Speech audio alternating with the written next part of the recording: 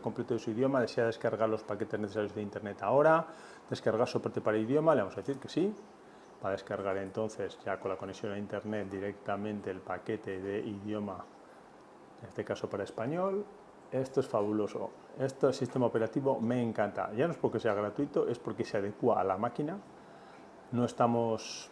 Oye, lo siento mucho, yo soy usuario de Windows, tengo en todos mis ordenadores, menos en uno ahora, Windows, y lo que pasa es que el sistema operativo va asociado a la máquina, al hardware. ¿Qué pasa? Que cuando el hardware se queda anticuado, pues, y me refiero, queda anticuado, ¿por qué? Porque el sistema operativo nuevo de Windows no necesita más recursos y ya no vale para el ordenador antiguo, entonces me obliga a comprarme un ordenador nuevo. Y el sistema operativo antiguo de Windows suele quedar sin servicio, no la versión anterior, pero sí la anterior de la anterior.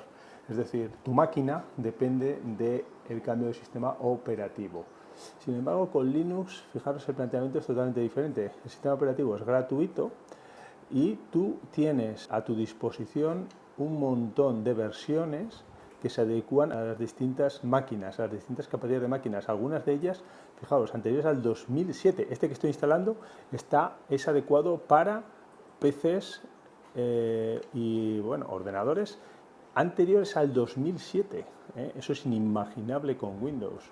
Es decir, yo tengo lo que tengo y a partir de ahí trato de ponerle algo, un sistema operativo que funcione, buenamente funcione. ¿Cómo hago eso? En el caso de Windows están muy orientados al sector de la oficina y sector doméstico. Por tanto, piensan que el usuario es alguien que de vez en cuando cambia de ordenador y lo utiliza pues, para temas de ofimática, etc. Sin embargo, Linux se emplea en más bien servidores, tanto de empresas, de servicios en la nube, como los propios servidores de toda la vida que tiene cualquier empresa, ¿no? Entonces se trata de un segmento que pues Windows nunca ha tenido realmente un interés en focalizarse en ello. Entonces tiene que ser una herramienta, por tanto, flexible, modular. Tiene que ser algo que realmente en máquinas, en servidores que normalmente son manejados, evidentemente, por personal experto de informática de las empresas y que, por tanto, no les importa que la apariencia, en principio, pues sea un poco más tosca, más tipo MS2, digamos, ¿no? Por decirlo de alguna manera, o más tipo Unix, un poco más de instrucciones. Por eso aún tiene una línea de comando similar a la que tiene el MS2 o el Unix en los Linux, porque en el fondo es personal profesional. ¿Qué otra? Eso en cuanto a la apariencia que os puede llamar un poquito la atención. Pero luego hay otros aspectos, y es que, claro, al ser tan modular, permite la máxima flexibilidad también para aparatos que inicialmente no son solo servidores, sino que además para aparatos que se salen de esa norma, digamos, de el ordenador típico de oficina o el ordenador típico doméstico, que es básicamente el mismo, sino que además estamos hablando de ordenadores de prestaciones singulares, o otros equipos, como por ejemplo las Raspberry y otro tipo de consolas que ya se salen de lo que sería un ordenador común.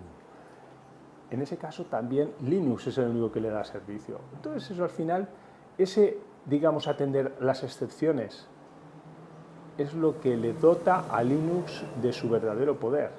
Es que ellos, su ADN, su ecosistema, es atender las excepciones. ¿Por qué?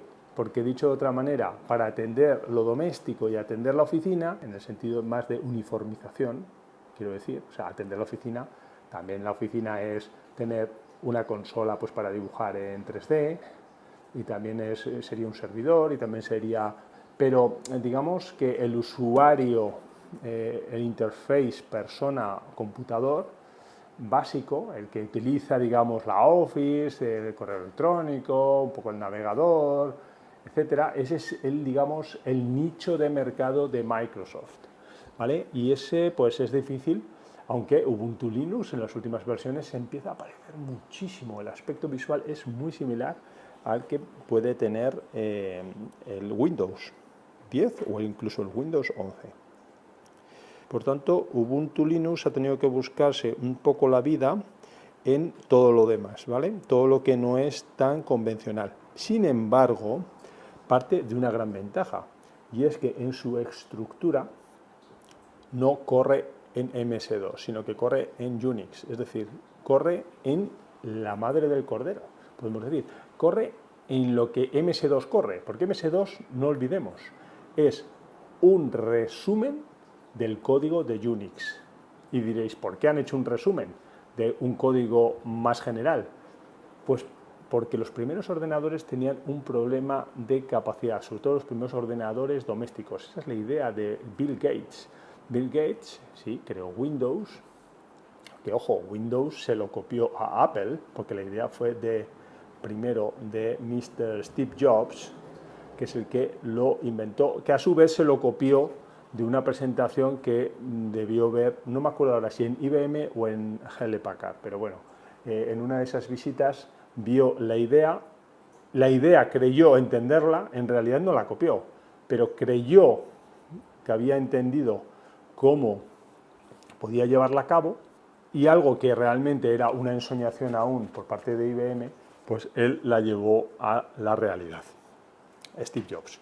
Luego Microsoft simplemente la copió y creó Windows. Pero la idea original de Bill Gates fue crear MS2, como a partir de una copia reducida que pudiera trabajar, que pudiera funcionar bien en ordenadores baratos de baja gama y que pudieran utilizarse en las casas. Es decir, tenemos que tener en cuenta que los primeros ordenadores eran, ya no os voy a decir como media habitación de una casa o una habitación entera de las casas de hoy en día, sino que es que además, conforme se fueron haciendo un poco más pequeños, eran tremendamente caros.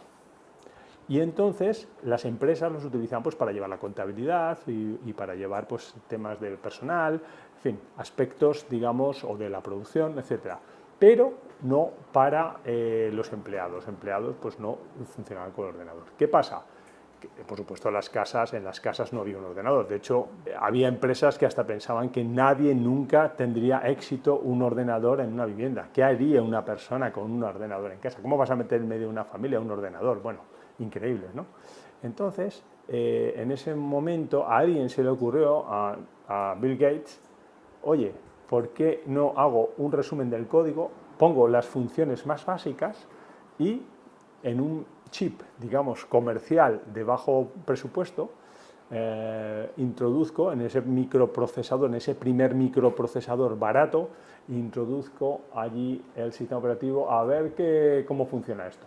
Y esta fue la gran contribución, la real contribución de Bill Gates al tema de la informática, que consistió en eso, en recortar el código para que pudiera moverse el sistema operativo en un chip suficientemente económico que pudiera, digamos, facilitar que todas las familias del mundo pues, pudieran disponer o que se pudiera generalizar la adquisición y el uso de un ordenador en casa y en las oficinas. Pues esa es la historia, amigos.